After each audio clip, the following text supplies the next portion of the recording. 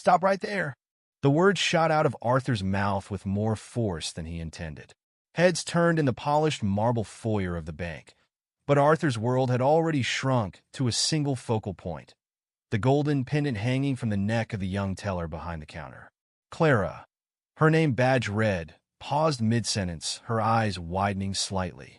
"Sir?" she asked, startled but maintaining her professional demeanor. Arthur stepped forward, his heart pounding in his chest.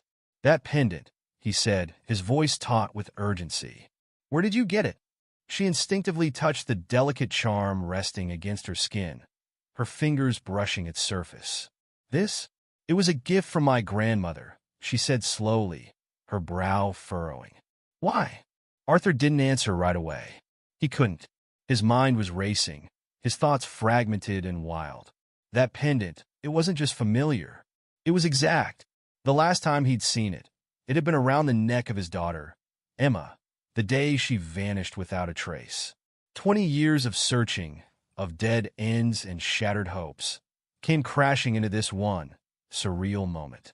"Are you all right, sir?" Clara asked, her voice laced with genuine concern.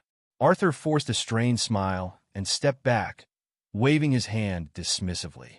"I'm fine. Just memories." But inside, he was anything but fine. His pulse roared in his ears as he turned and walked briskly toward the exit, leaving the faint scent of sterilized bank air behind. That evening, Arthur sat in his dimly lit study, staring at the fire crackling in the hearth. In his hand was a photograph, the last one ever taken of Emma. Her eyes sparkled with laughter as she grinned at the camera, her tiny hands clutching the same golden pendant now worn by a stranger. He had spent 2 decades chasing shadows, following every rumor, every whisper that might lead him back to her. Each dead end had chipped away at his resolve until hope itself became a burden. But now, for the first time in years, that burden felt lighter. The pendant wasn't just a coincidence. It couldn't be. He felt it in his bones, in the same way he had always felt that Emma was still out there, waiting for him to find her. Arthur picked up his phone and dialed a number he hadn't called in years. It rang 3 times before a familiar voice answered. "Jacob Harper," the gruff voice said on the other end. "Jacob, it's Arthur," he said, his voice steady but heavy with unspoken emotions. "I think I found something. I need your help." By the next morning, Jacob had already begun his investigation. A retired private investigator, Jacob had worked with Arthur in the early years of Emma's disappearance. He had been relentless back then, chasing down every lead, but time had dulled their pursuit. Now the fire was rekindled. "Her name's Clara Dawson," Jacob told Arthur during their first update call. 25 years old, works at the bank. Raised by her grandmother after her parents supposedly died in a car accident. But here's the catch. There's barely any record of her before she turned 18. Arthur's hand tightened around the phone. "What do you mean, barely any record?" "I mean, it's like someone wiped her early history clean," Jacob said. "No school records, no medical files, nothing substantial. And her grandmother, Margaret Dawson, wasn't exactly forthcoming when I spoke to her. She claimed the pendant belonged to Clara's mother, but I don't buy it." Arthur's mind raced. The pieces didn't fit, unless someone had gone to great lengths to ensure they wouldn't. Arthur couldn't stay away. The sight of Clara's pendant haunted him, and he needed to know more. 2 days later, he walked back into the bank. Clara greeted him with the same polite smile, but when he asked to speak to her in private, her brows knit with concern. In the privacy of a small conference room, Arthur laid his cards on the table. "Clara, I need to ask you something deeply personal." Her unease was palpable, but she nodded. "All right." Arthur gestured toward her necklace. "That pendant. Do you know where your grandmother got it?" Clara frowned, her hand instinctively touching the charm. "She always said it belonged to my mother, that it was a family heirloom." "Why?" Arthur swallowed hard. "Because that exact pendant belonged to my daughter, Emma. She disappeared 20 years ago. I've been looking for her ever since." Clara's face drained of color. "You think I don't know," Arthur admitted, his voice thick with emotion. "But the resemblance, the timing, the pendant, it's too much to ignore. I need to know the truth." Clara agreed to a DNA test, though she was visibly shaken by the implications. Arthur's hope surged, tempered only by the fear of yet another disappointment.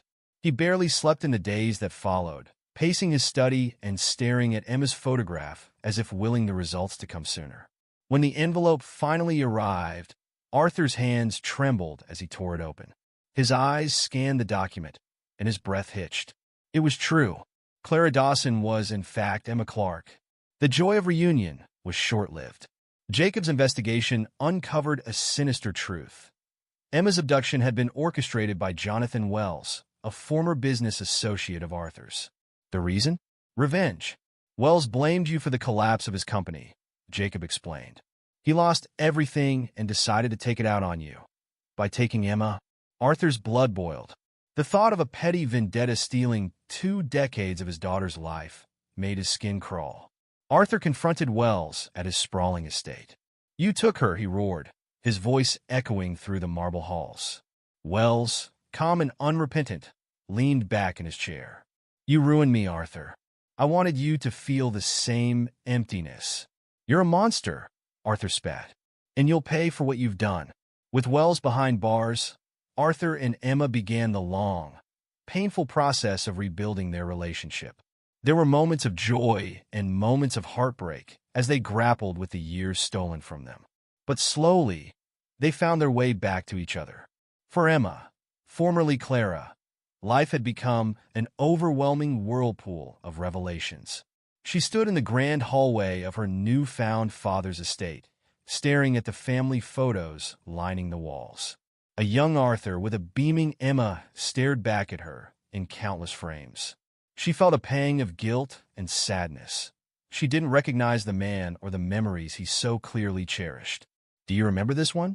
Arthur asked gently, holding up a frame where a toddler Emma sat on his shoulders, her tiny hands gripping his hair with glee. Emma shook her head, her voice barely a whisper. I'm sorry. Arthur's face faltered for a moment, but he quickly masked his disappointment. That's okay, he said, placing the photo back on the shelf. We'll make new ones.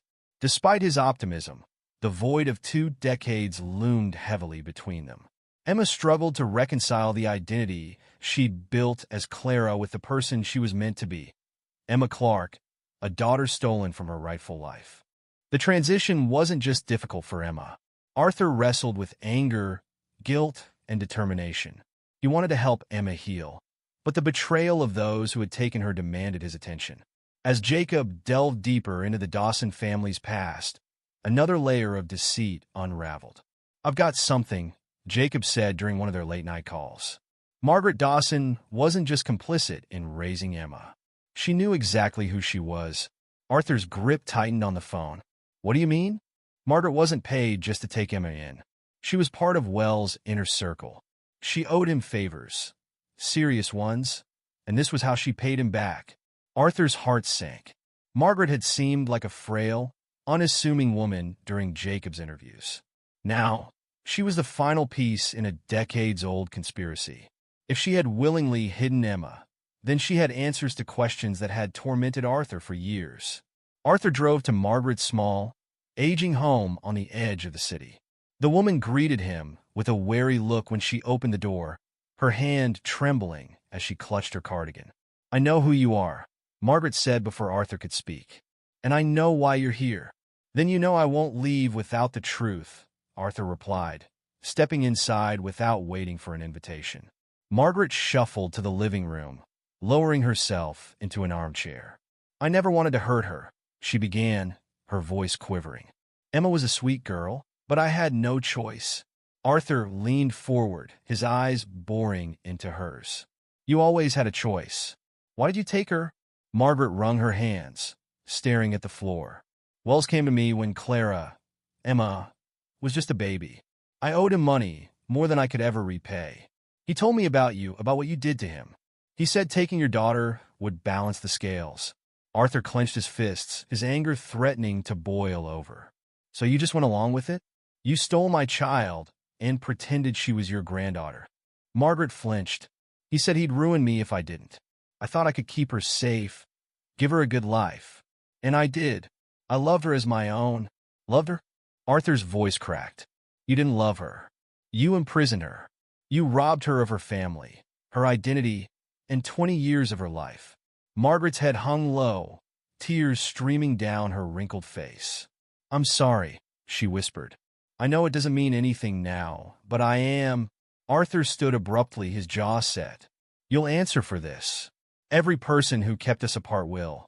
While Arthur sought justice, Emma was left to confront her fractured sense of self. She returned to Margaret's home one evening, not to seek answers, but to demand closure. Why didn't you tell me? Emma asked, her voice trembling as she stood in the doorway. Margaret's eyes filled with tears. I thought I was protecting you. Emma let out a bitter laugh. Protecting me? By lying to me? By letting me believe I was Clara Dawson when I was Emma Clark all along. Margaret reached out, but Emma stepped back. I loved you, Margaret said softly. That part wasn't a lie. Emma's voice cracked as she replied. If you loved me, you wouldn't have let me live a life built on lies. With Margaret's confession and Jacob's evidence, Arthur's legal team pursued both her and Wells. The case became a media sensation, with headlines painting Wells as a cruel mastermind and Margaret as a complicit accomplice. The court's decision was swift. Wells received a lengthy prison sentence, while Margaret faced charges for her role in concealing Emma's identity. Though justice was served, the emotional toll on Emma and Arthur was profound. Emma grappled with guilt over her attachment to Margaret, while Arthur struggled to rebuild his daughter's trust. Months passed, and the pain of the past slowly began to fade. Arthur and Emma took small steps toward healing, learning to laugh together and share moments of quiet joy. They revisited places Arthur had once frequented with Emma as a child, from sunny parks to ice cream parlors. One afternoon, as they walked through a blooming garden, Emma spoke. Do you think I'll ever feel like me again? Like I know who I am? Arthur placed a comforting hand on her shoulder. You're Emma Clark, he said gently, but you're also the person you've been all these years. Both are real, and both are you. Emma smiled faintly, the words bringing a small measure of peace. The day Emma officially reclaimed her identity was one of quiet celebration. She legally changed her name back to Emma Clark, a symbolic step toward reclaiming the life stolen from her. Arthur watched proudly as she signed the papers, tears welling in his eyes. I never thought I'd see this day, he admitted. But here we are. Emma squeezed his hand. Thank you for never giving up.